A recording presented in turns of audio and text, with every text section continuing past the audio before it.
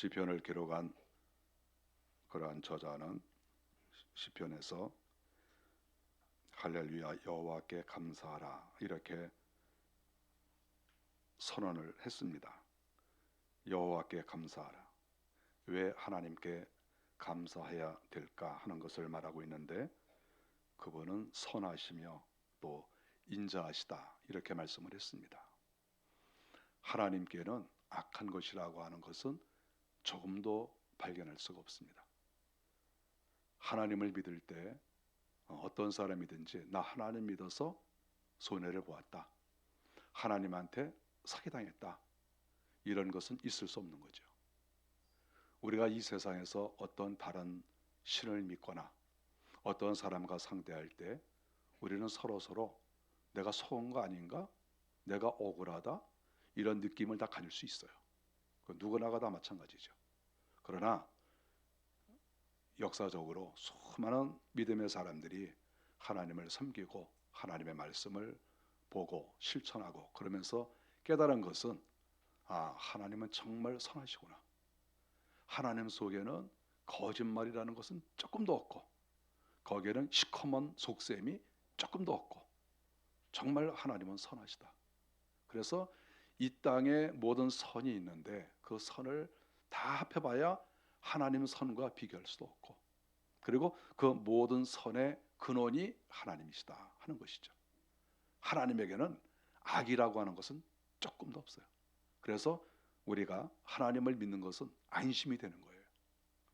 그래서 하나님께 나갈 수 있고 하나님을 찬양할 수 있고 안심이 되고, 내가 여기저기 가보고 수많은 사람을 믿어보고 내가 이것저것 해봤지만 이렇게 속고 저렇게 속고 이렇게 망하고 저렇게 망했는데 하나님 앞에 가면은 결코 그런 일이 없다 하는 것을 이 믿음의 사람은 알았기 때문에 우리가 여호와께 감사하라.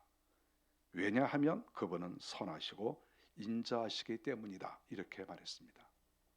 우리 사람들 가운데서도 인자한 사람들이 많습니다. 그래서 저 사람은 인자하고 사랑이 많으니까 이번 일은 예를 들어서 이렇게 또 은혜를 베풀지 않을까 이렇게 기대를 하는데, 또 상대를 해보면 또 그렇지 않죠. 그래서 저 때는 인자했는데 이번에는 인자하지 않구나. 지난번에는 사랑을 베풀었는데 이번에는 사랑을 베풀지 않는구나. 우리 사람은 그런 거예요. 누구나가 다 마찬가지죠. 그런데 하나님은 언제나 인자하시고, 언제나 우리가 죄를 지었을 때나 우리가 잘했을 때나 우리가 어떤 환경에 있더라도 항상 하나님은 우리 사람을 보실 때 인자하시는 마음을 가지고 계신다. 어떻게 하면 내가 우리 인생들을 도와줄까, 인생을 사랑할까, 어떻게 하면 내가 저들을 형통하게 할 것인가, 이런 마음을 항상 하나님은 가지고 계시기 때문에 하나님께 나가는 사람은 결코 의심할 필요도 없고 걱정할 필요도 없고, 하나님이 또 딴 생각 갖고 계신 게 아닌가 이런 마음을 결코 가질 필요가 없이 하나님은 나를 위해서 애쓰시고 도우시고 사랑하시는 분이시다 하는 것을 알 수가 있습니다. 그래서 그는 담대하게 1절에서 할렐루야 여호와께 감사하라, 그는 선하시며 그 인자하심이 영원함이로다 이렇게 얘기를 한 것이죠. 그런데 이러한 성경 구절은 여기에서 처음 시작하는 게 아니고, 사실은 역대상 16장 34절에 보면 똑같은 그런 규절이 나옵니다. 그때 이 다윗 시대의 오벳 에돔의 집에서 여호와의 법궤가 시온으로 옮겨질 때가 아니겠습니까? 근데 그때에 그 시온으로 옮긴 다음에 아삽과 그의 형제들이 하나님께 기도하는 그 내용이 성경에 길게 쫙 나옵니다. 그런데 거기에 이렇게 보면은 그 가운데에서 34절에 보면 똑같은 내용이 나와요. 여호와께 감사하라, 그는 선하시며 그 인자하심이 영원함이로다. 그래서 결국은 이 시편도 과거의 선배들이 기록한 그 말씀을 다 알고 있는 것이죠. 그러면서 또 자기들이 신앙생활을 해보고 하나님을 믿어보니까 이렇게 400~500년 전에 우리 선배들이 고백했던 그 내용이 아무리 역사가 흘러도 수백 년이 흘러도 그게 사실이구나, 그것을 깨달았기 때문에 지금 이 시편은 바벨론 포로 후에 지어진 것으로 생각을 해요. 그러니까 성전이 세워지고 나서 무려 거의 500년 가까운 그러한 때에 이러한 성경 구절이 또 나왔다는 것이죠. 여호와는 선하시다. 그 인자하심이 영원하다. 하나님께 나가는 자는 결코 속을 일이 없다. 이렇게 선언을 하는 것이죠. 근데 이런 선언을 하게 된 그 배경이 무엇일까를 생각해 보았습니다. 그런데 이 저자가 자기 자신도 포로로 다녀왔는지 또는 포로로 갔다 온 사람들을 보았는지 확실하지 않지만 바로 그 무렵이라고 생각하는 거예요. 그런데 이분께서 바벨론 포로에서 돌아오는 그 사람들의 모습을 보니까 어떤 사람들은 하나님께 감사하고, 하나님 저희가 이렇게 다 잃어버렸었는데 그래도 이렇게 포로로 갔다가 몇십 년 만에 돌아오게 하신 거 하나님 감사합니다. 어떤 사람은 감사하는 사람도 있고, 또 어떤 사람들은 돌아와서 보니까 땅 다 뺏기고 집도 없어지고 아무것도 남은 게 없죠. 그러니까 하나님 이렇게 우리가 쫄딱 망했습니다. 과거에 이 땅은 내 땅이었는데 다른 사람이 다 차지해버리고, 과거에 포도밭이 있었는데 이 포도밭도 다 다른 사람 손에 넘어가고, 주여 내가 돌아와 보니까 남는 게 없네요. 그리고 어떤 사람들은 하나님께 거역하고 불평하고, 왜 우리를 이렇게 해줬냐. 포로로 돌아올 때는 기뻤겠죠. 그래서 그들이 포로로 돌아오면서 기뻐하는 그러한 내용들이 성경에 나와요. 그런데 막상 와 보니까 자기들의 재산이 없는 거예요. 앞으로 살아갈 길이 막막해요. 물론 하나님께서 도와주시겠지만. 그러니까 그때 사람들이 하나님을 원망하고, 하나님 우리 재산 이거 어떡합니까? 우리 땅 찾아주세요. 우리 재산 찾아주세요. 왜 우리 이렇게 쫄딱 망하게 했습니까? 금방 감사했다가 금방 그 감사가 변해서 원망이 되는 이러한 모습들을 본 거죠. 이런 것들을 다 보면서 아, 우리 인간은 이렇구나. 어떤 때는 감사하다가 조금만 힘든 일만 있으면 금방 또 원망하고, 이 감사와 불평이 계속해서 반복되어지는 이런 것들을 보면서 이 시편 기자는 우리가 이래서는 안 되겠다. 우리 하나님은 선하시지 않냐. 우리 하나님께서는 인자하시지 않냐. 그러니까 우리 현재의 생활이 어떠하든지, 하나님께서 우리에게 복을 주신 상황이든지 그렇지 않든지 우리는 하나님을 믿고 하나님께 영광을 올려드리자. 이렇게 여기에서 말씀을 하고 있는 것이죠.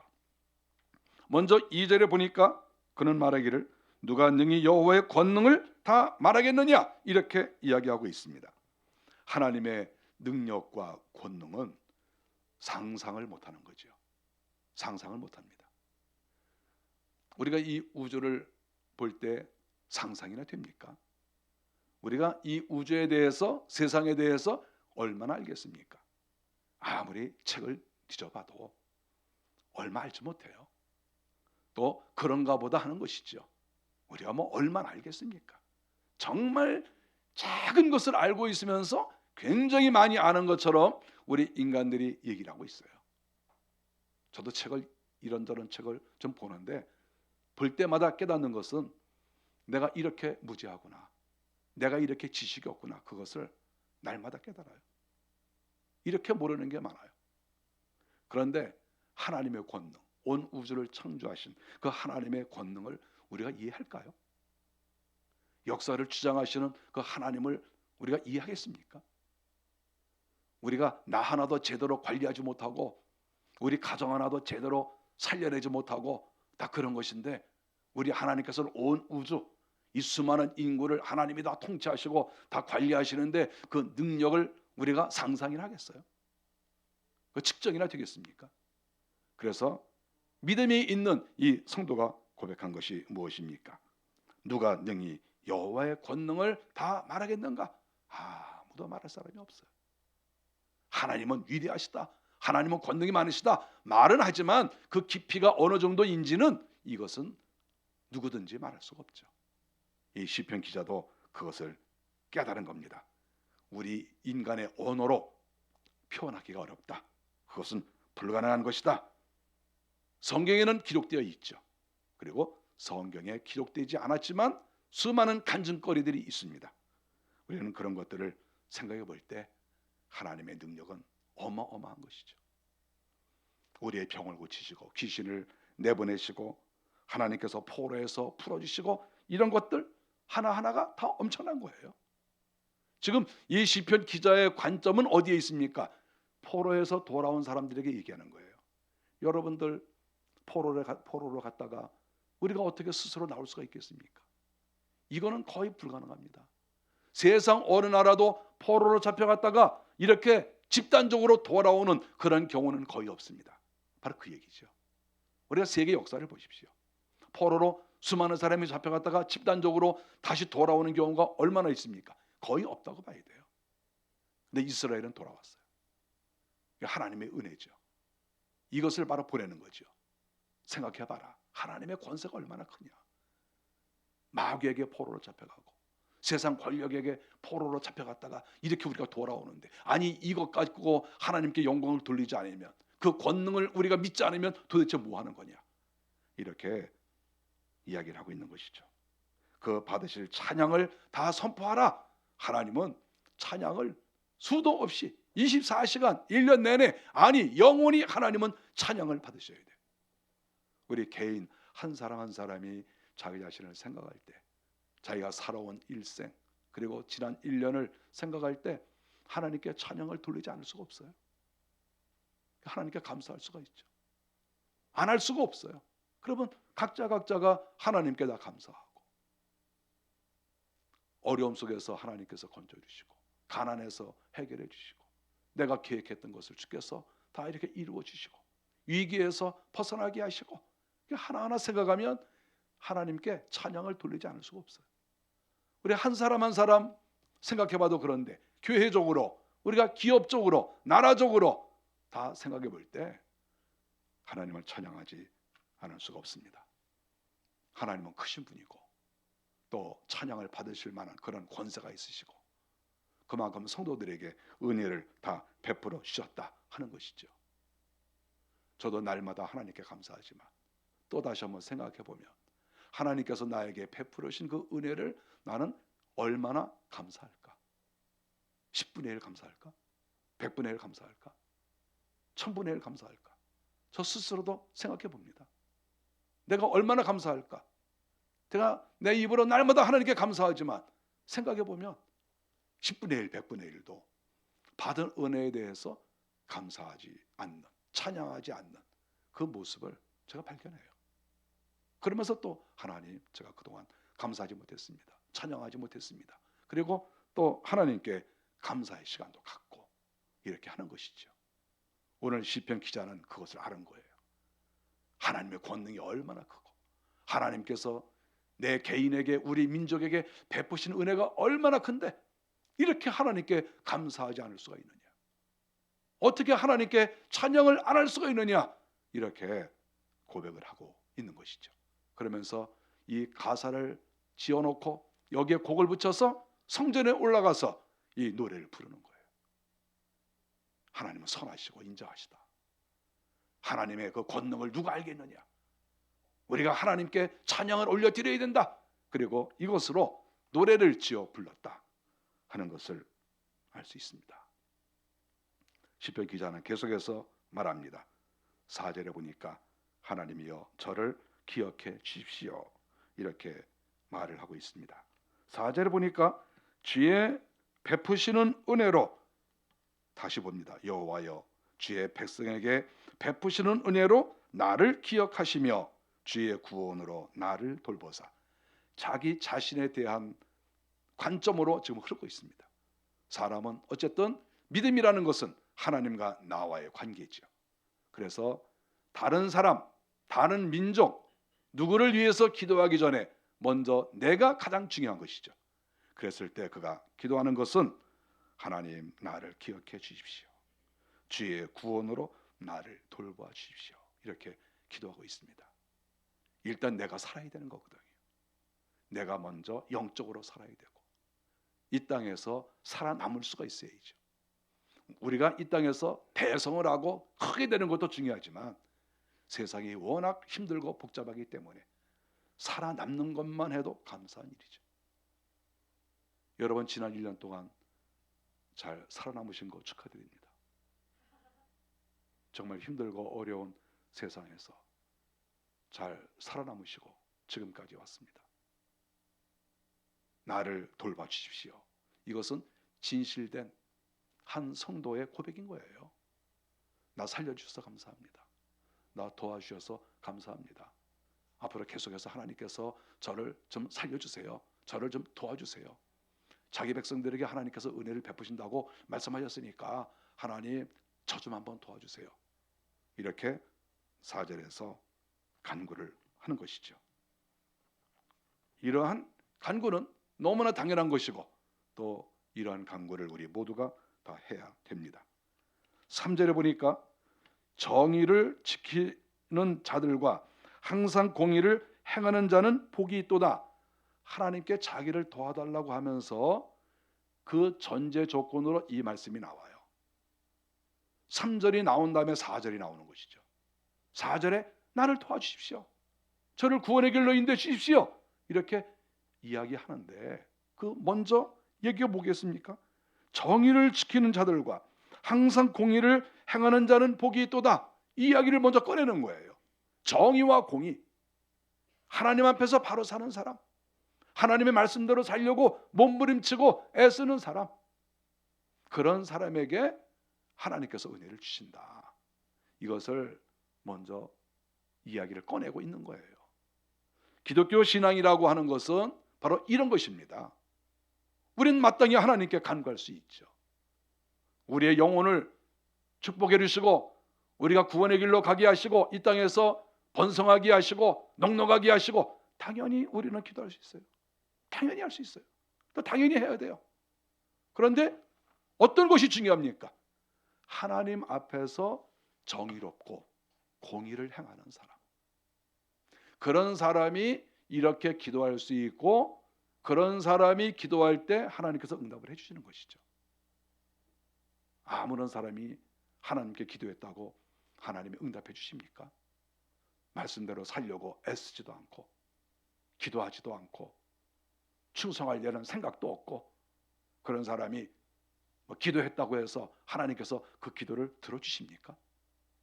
우리는 이 말씀을 귀담아 들어야 돼요. 정의를 행하는 사람, 공의롭게 행하는 사람, 이런 사람에게 하나님 복을 주신다. 몸부림을 치는 거죠. 우리가 인간이기 때문에 완전하지 않지만 허물이 많지만 그래도 애를 쓰는 거예요. 하나님, 제가 바로 한번 살아보겠습니다. 말씀대로 살려고 애를 한번 써보겠습니다. 그러다가 또 허물이 있는 거죠. 또 그러다가 넘어지는 거죠. 또 그래도 또 벌떡 일어나가지고 또 가던 길 가고, 이렇게 정의와 공의를 행할 때 하나님께 기도할 수 있고 하나님께서 그 기도를 들어주시는 거예요. 이 원리를 지금 이 사람은 잘 알고 있는 것입니다. 계속해서 그가 기도하면서 하나님, 저를 즐겁게 해주십시오, 이렇게 기도했습니다. 5절에 보니까 내가 주의 택하신 자가 형통함을 보고 주의 나라의 기쁨을 나누어 가지게 하사 주의 유산을 자랑하게 하소서. 기쁨을 나누며 자랑하게 하소서, 이렇게 이야기를 했습니다. 주의 유산이 잘 되는 것을 보고 자랑하게 하소서.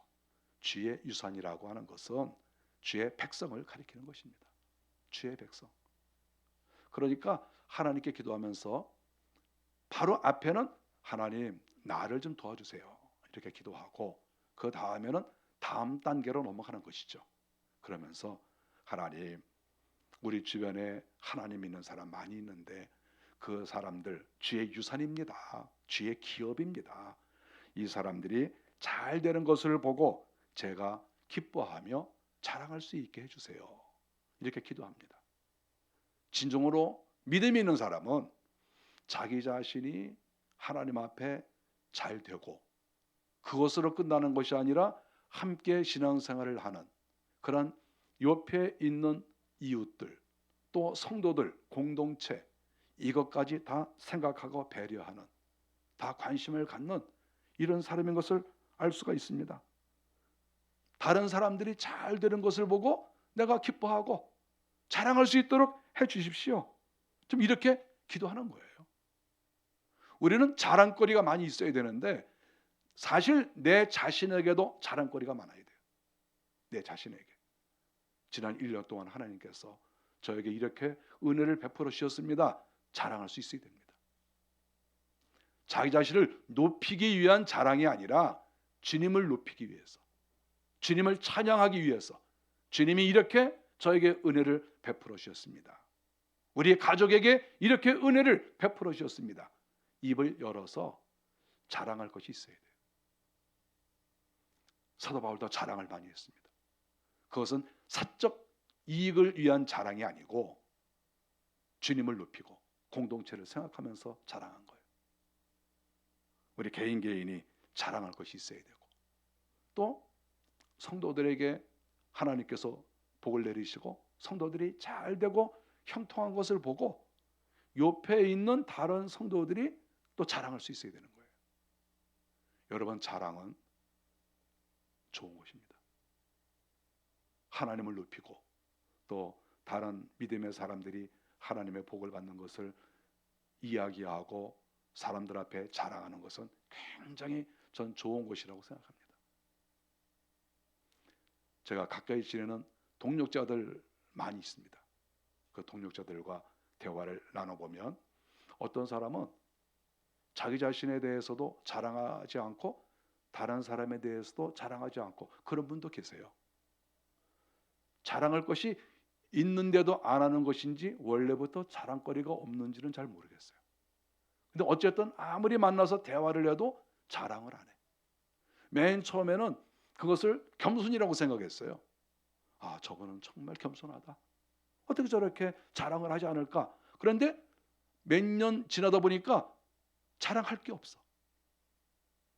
자랑할 게 없으니까 자랑을 안 하는 거예요. 그건 좋은 게 아니에요. 당연히 자랑할 게 있어야죠. 여기 자랑하게 해달라고 했잖아요.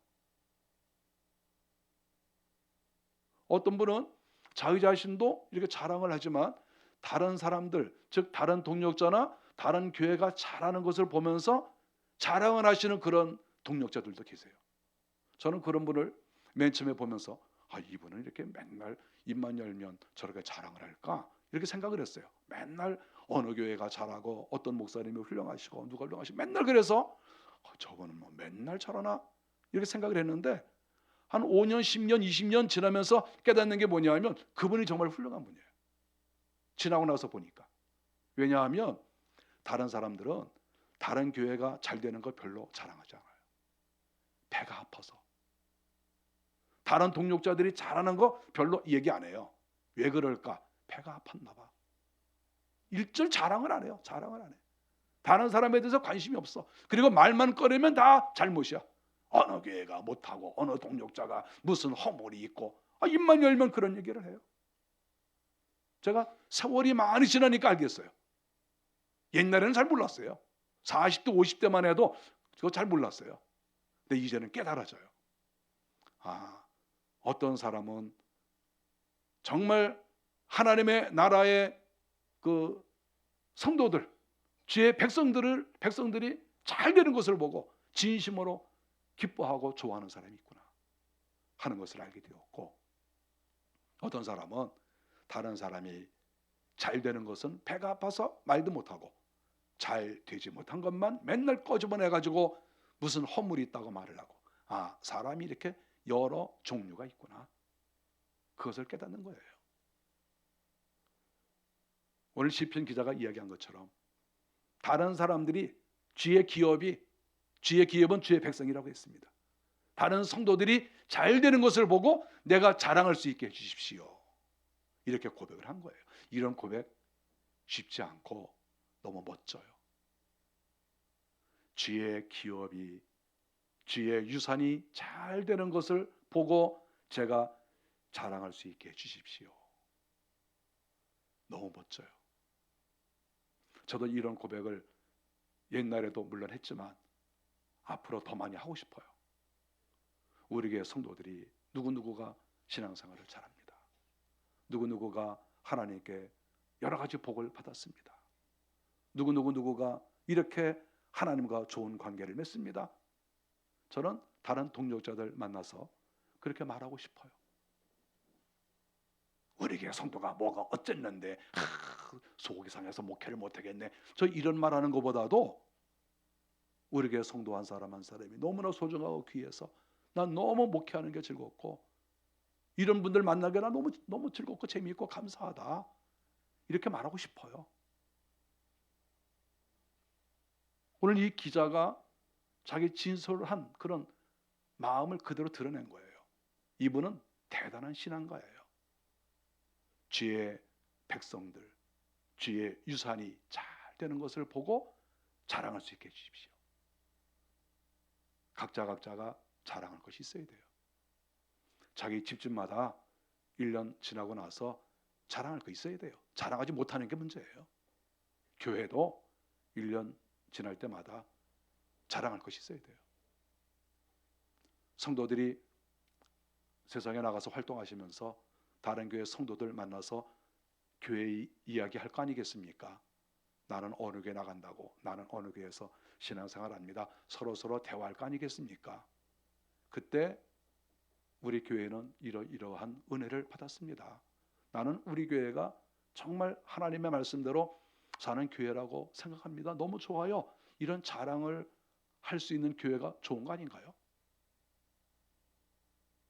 나 우리 교회 별로 좋아하지 않는다. 이런 말을 해야 되겠나요? 내가 나가는 교회에, 출석하는 교회에 어떤 성도는 무슨 하나님의 은혜를 받았는데 정말 내가 기쁘다. 이런 말을 해야 되는 거 아닌가요?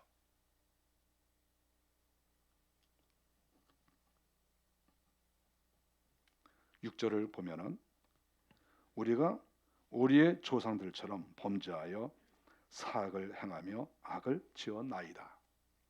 이 시편 기자가 하나님 앞에 기도하고 간구하고 잘되기를 원하고 다 이렇게 해놓은 다음에 결국 어떤 말을 하고 있습니까? 우리가 우리의 조상들처럼 범죄하였나이다. 이렇게 고백을 하고 있어요. 우리가, 나는 빼놓고가 아니라 다른 사람이 이렇게 말하지 않았어요.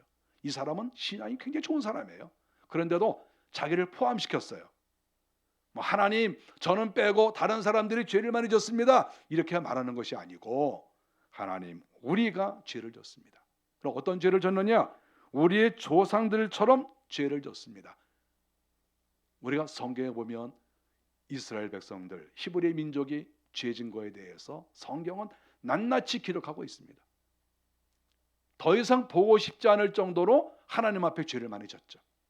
그런데 이 시편 기자는 거기서 자기들이 10분의 1이나 20분의 1을 죄 졌다 이렇게 말하는 것이 아니라 우리의 조상들처럼 똑같이 우리가 그 이상으로 하나님께 범죄했습니다.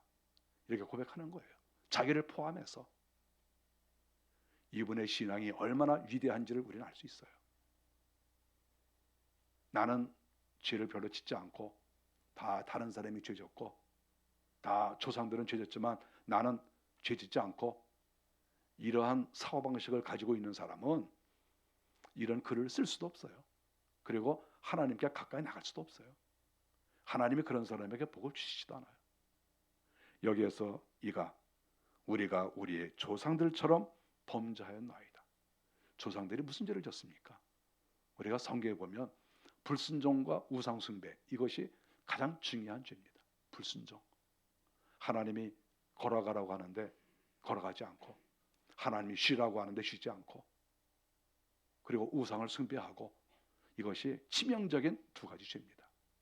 그런데 그 모든 역사를 알고 있는 이 저자가 우리도 똑같다, 그리고 나도 똑같다, 이렇게 표현을 하고 있습니다.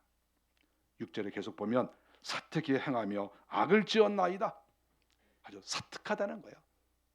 아주 사악한 죄를 지었다. 자기 자신에 대해서도.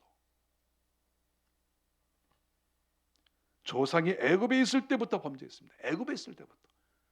어쩌다가 한번 죄를 진 게 아니라 아주 역사가 깊다는 것이죠. 오래전부터, 수백 년 전부터 우리 조상들이 이렇게 죄를 졌습니다. 이렇게 회개를 하고 있습니다. 이분은 이 불과 한 6절, 7절밖에 안 되지만 이 가운데에 그분의 신앙이 다 드러나요. 우리가 사람들을 만나서 한 10분, 20분만 얘기해도 그 사람의 정체를 알 수가 있어요. 그 말하는 거나 태도나 말의 내용이나 얼굴 표정이나 이런 것들을 보면은 10분, 20분이면 되게 다 알아요. 그거 모르겠어요. 사람들이 얼마나 영리하고 눈치가 빠른데 그거 모르겠어요. 금방 알지. 이분의 신앙은 이렇게 몇 절만 읽지 않아도 이분의 신앙이 얼마나 깊고 하나님 중심적이고 그리고 자기의 죄를 뉘우치고 다른 성도들도 다 잘 되기를 바라느냐 하는 이것을 다 알 수가 있어요. 이 사람의 수준, 영적 수준과 깊이를 발견할 수가 있습니다. 이런 분이에요.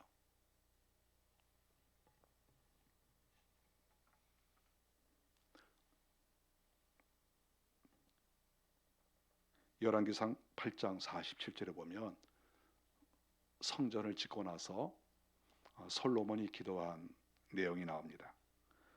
솔로몬이 기도하면서 뭐라고 하냐 하면 그들이 사로잡혀간 땅에서 스스로 깨닫고 솔로몬은 성전을 지어놓고 이렇게 기도를 하는데 그 단순하게 성전 짓게 해주셔서 감사합니다로 끝나는 게 아니라 장차 몇백 년 후 400년 500년 후를 바라보면서 기도하고 있어요. 하나님께서 그만한 영적 능력을 주신 것이죠. 그들이 사로잡혀간 땅에서 스스로 깨닫고 이스라엘 백성들이 바벨론 포로로 잡혀간 것을 연상하는 것이죠. 계속해서 그 사로잡은 자의 땅에서 돌이켜 주께 간구하기를 그들이 포로로 잡혀갔다가 거기에서 하나님께 간구한다는 것이죠. 그리고 우리가 범죄하여 반역을 행하며 악을 지었나이다 이렇게 기도할 경우에 솔로몬은 미래를 본 거죠. 몇백 년 후에 이스라엘 백성들이 못되게 굴다가 하나님의 말씀에 불순종하고 우상을 숭배하고 이렇게 하다가 바벨론의 포로로 잡혀가는데 거기 가서 이제 깨닫게 된다는 것이죠. 아, 우리가 잘못했구나. 역사를 주장하시는 이가 하나님이시구나. 내가 잘해서 지금까지 이렇게 성공한 게 아니구나. 이제 그거를 깨닫고 하나님께 기도하거든. 이제 바로 그런 이야기죠. 그러면서 솔로몬이 기도하기를 그들을 불쌍히 여겨 주시옵소서. 이렇게 기도했습니다. 성전 지어놓고 하나님께서 그 기도를 들으셨겠죠. 그래서 지금 이스라엘 백성들이 포로로 잡혀갔다가 살려달라고 간구를 했습니다. 그리고 이제 돌아왔습니다. 그리고 이 글이 지어졌습니다. 하나님께서 그들이 간구할 때 그들의 간구만 드린 게 아니에요. 누구의 간구를 들었습니까? 400년 전에 솔로몬의 간구를 들으신 거예요. 솔로몬의 간구를. 솔로몬이 그러지 않았습니까? 그 성전을 하나님께 정말 귀하게 지어드리고 그리고 처음 기도한 거니까 하나님이 얼마나 기뻐하시겠어요. 그때 한 내용이 바로 그건 거예요. 우리의 후손들이 외국의 포로로 잡혀가서 생고생을 하다가 거기에서 하나님께 살려달라고 기도하거든 하나님이여 그들을 불쌍히 여겨 주시옵소서 이렇게 기도했기 때문에 하나님께서는 포로로 잡혀간 사람들이 아이고 하나님 우리가 이제 깨달았습니다. 살려주세요. 그러니까 하나님께서 그 사람들의 기도도 들으시지만 솔로몬의 기도를 하나님이 들으시고 하나님께서 알았다. 그리고 은혜를 베푸신 거 아니겠어요? 또 이미 솔로몬은 하늘나라에 다 있지 않겠습니까? 하나님께서 저 하늘 보좌에 계실 때 솔로몬이 저 하늘에 있는 거 아니겠어요? 이미 하늘에 올라가서. 그랬을 때 솔로몬이 하나님께 나가서 또 말씀을 드리지 않았겠어요? 하나님 제가 400~500년 전에 성전 짓고 나서 하나님께 기도한 거 기억하시죠? 그러니까 하나님이 다 기억하지. 하나님 내 백성들이 저렇게 지금 포로 잡혀가서 생고생을 하고 있습니다. 이제 깨달았습니다. 하나님 그때 제가 불쌍히 여겨달라고 했는데 하나님 불쌍히 좀 여겨주세요. 하늘나라에서 이렇게 하나님께 또 말씀을 드렸겠죠. 그래서 하나님께서 은혜를 베푸셔서 이스라엘이 다시 회복이 되었다 하는 것을 성경이 가르쳐주고 있습니다. 오늘 본문을 살펴볼 때 진정한 하나님의 사람은 하나님께 감사하는 사람이죠.